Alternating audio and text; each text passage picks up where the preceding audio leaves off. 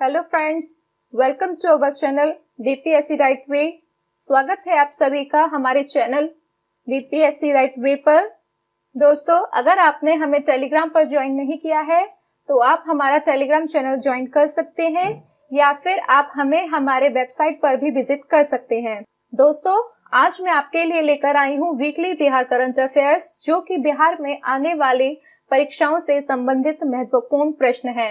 तो चलिए शुरू करते हैं हमारा आज का सेशन। हमारा पहला प्रश्न है, हाल ही में किस राज्य ने मुख्यमंत्री युवा उद्यमी योजना के तहत स्वरोजगार के लिए 10 लाख तक का कर्ज देने की घोषणा की है? इसका उत्तर है बिहार सरकार। बिहार में उद्यमिता को बढ़ावा देने के लिए युवा युवतियों को अधिकतम 10 लाख रुपए तक का लोन बिना किसी ब्याज या लगभग न के बराबर ब्याज पर सरकार की तरफ से मुहैया कराया जाएगा। इस योजना को 1 जून 2021 से लागू किया जाएगा। इस योजना के लिए आवेदनकर्ता बिहार का निवासी और 12वीं पास होना चाहिए।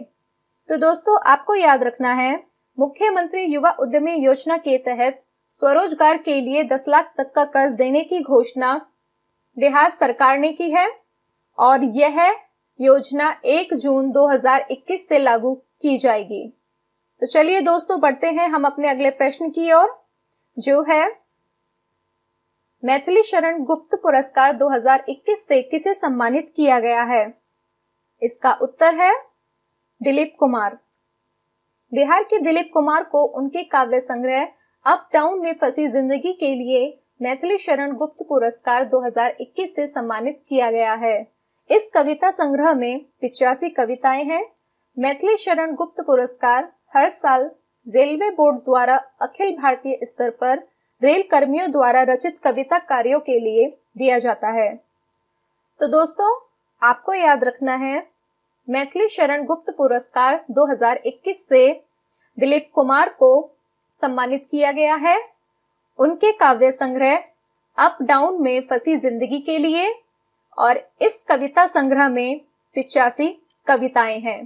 तो चलिए बढ़ते हैं हम अपने अगले प्रश्न की ओर, जो है हाल ही में चर्चा में रहे नालंदा यूनिवर्सिटी की स्थापना कब और किसने की थी?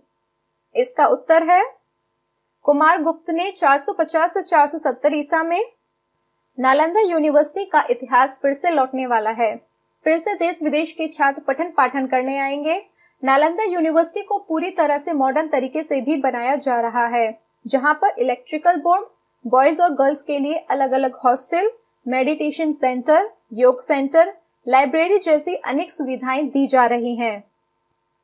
तो दोस्तों, आपको याद रखना है, नालंदा यूनिवर्सिटी की स्थापना कुमार गुप्त ने 450-470 ईसा में की थी। चलिए बढ़ते हैं हम अपने अगले प्रश्न की ओर, जो है बिहार के किस जिले में महानगरों की तर्ज पर हैप्पी स्ट्रीट बनाने की घोषणा की गई है?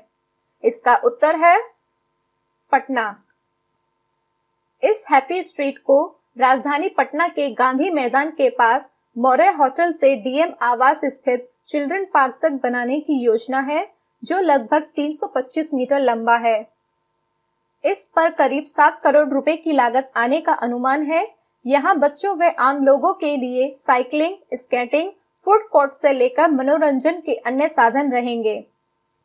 तो दोस्तों, आपको याद रखना है, महानगरों की तर्ज पर हैप्पी स्ट्रीट बनाने की घोषणा पटना में की गई है और इस चिल्ड्रन पार्क की लंबाई 325 मीटर है। तो चलिए बढ़ते हैं हम अपने अगले प्रश्न की ओर, जो है हाल ही में बिहार के किस पूर्व राज्यपाल का निधन हो गया? इसका उत्तर है रघुनंदन लाल भाटिया। बिहार के पूर्व राज्यपाल रघुनंदन लाल भाटिया का कोरोना से निधन हो गया है। वह अमृतसर से 6 बार सांसद रहे। वे अमृतसर संसदीय सीट से सबसे पहले 1972 में लोकसभा सांसद बने थे और इसके बाद इसी सीट से 1980, 1985, 1992, 1996 और 1999 में भारतीय राष्ट्रीय कांग्रेस के टिकट पर चुनाव जीते। 2008 से 2009 तक बिहार के राज्यपाल रहे। इसके अलावा 2004 से 2008 तक केरल के राज्यपाल भी थे। वे 1992 में नरसिम्हा राव सरकार में विदेश राज्य मंत्री बने थे। तो दोस्तों आपको याद रखना है, बिहार के पूर्व राज्यपाल रघुनंदन लाल भाटिया 2008 से 2009 तक बिहार के राज्यपाल रहे थे। वे 1992 में नरसिम्हा राव सरकार में विदेश राज्य मंत्री भी बने थे। वे पहली बार अमृतसर संसदीय सीट से 1972 में लोकसभा सांसद बने थे। तो चलिए बढ़ते हैं हम अपने अगले प्रश्न की ओर, जो है वर्तमान वित्तीय वर्ष 2020 से 2022 तक बिहार में सड़क मार्ग की मरम्मत के लिए कितनी धनराशि आवंटित की गई है? इसका उत्तर है 1000 करोड़ रुपए। राज्य सरकार ने वर्तमान वित्तीय वर्ष 2020 से 2022 तक बिहार की सड़कों की मरम्मत के लिए लगभग 1000 करोड़ रुपए खर्च करने का बड़ा फैसला लिया है। इसके तहत 13,064 किलोमीटर सड़क की मरम्मत की जानी है। इसके लिए सड़क निर्माण विभाग ने 71 पैकेज में टेंडर जारी कर एजेंसी का चयन कर वर्ष 2026 तक एजेंसी द्वारा सड़क की मरम्मत करने का फैसला लिया गया है।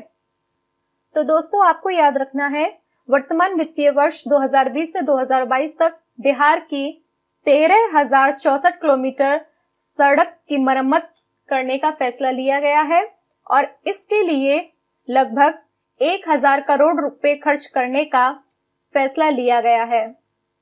तो चलिए बढ़ते हैं अपने अगले प्रश्न की ओर, जो है हाल ही में पटना बीआईटी की किस छात्रा द्वारा डॉक्टर्स एवं रोगियों की मदद के लिए मेडी रोबोट तैयार किया गया है? इसका उत्तर है आकांक्षा कुमारी। इस मेडी रोबोट की मदद से डॉक्टर दूर से ही ये जान सकेंगे कि मरीज के ब्लड में ग्लूकोज कितना है, उसके बॉडी में ऑक्सीजन का लेवल क्या है, हृदय गति कितनी है। यही नहीं, ये मेडी रोबोट शरीर के तापमान, ब्लड प्रेशर, मरीज का वजन, ईसीजी, वायरलेस स्टेथोस्कोप से फेफड़े की स्थिति की जानकारी भी देगा। इस मेडी रोबोट में वायरलेस स्टेथोस्कोप और ऑक्सीजन सिलेंडर भी इंस्टॉल किया गया है। तो दोस्तों आपको याद रखना है, आकांक्षा कुमारी जिन्होंने डॉक्टर्स एवं रोगियों की मदद के लिए मेडी रोबोट तैयार किया है। तो चलिए बढ़ते हैं हम अपने अगले प्रश्न की ओर, जो है हाल ही में बिहार की किस छात्रा का चयन अमेरिका की बहुप्रतिष्ठित कंपनी गैनेविज में बतौर वैज्ञानिक हुआ है? इसका उत्तर है तृप्ति गुप्ता। बिहार के रक्सौल की रहने वाली तृप्ति गुप्ता ने अपनी प्रारंभिक पढ़ाई रक्सौल से की है। वर्ष 2010 में 10वीं की पढ़ाई और उसके बाद नई दिल्ली के गंगा इंटरनेशनल स्कूल से 12वीं की। फिर 2015 में हैदराबाद के ड्यूपॉन्ट से इंटर्नशिप किया। उसके बाद 2016 में जयपुर स्थित ज्योति विद्यापीठ विमेंस यूनिवर्सिटी से बैचलर इन बायोकेमिस्ट्री में शिक्षा हासिल की। तृप्ति ने अमेरिका के the United state of America के इंडियाना यूनिवर्सिटी से 2020 में मास्टर इन बायो इन्फॉर्मेटिक्स की डिग्री ली। तो दोस्तों आपको याद रखना है, अमेरिका की बहुप्रतिष्ठित कंपनी गैनेविच में बतौर वैज्ञानिक तृप्ति गुप्ता का चयन हुआ है और वह बिहार के रक्सौल की रहने वाली है। तृप्ति गुप्ता ने इंडियाना यूनिवर्सिटी से मास्टर इन बायो इन्फॉर्मेटिक्स की डिग्री ली है। तो दोस्तों आज के लिए बस इतना ही। जल्द ही हम अपनी अगली वीडियो में मिलेंगे और भी अधिक जानकारियों के साथ। तब तक हमारे साथ बने रहने के लिए आप सभी का धन्यवाद। Good bye.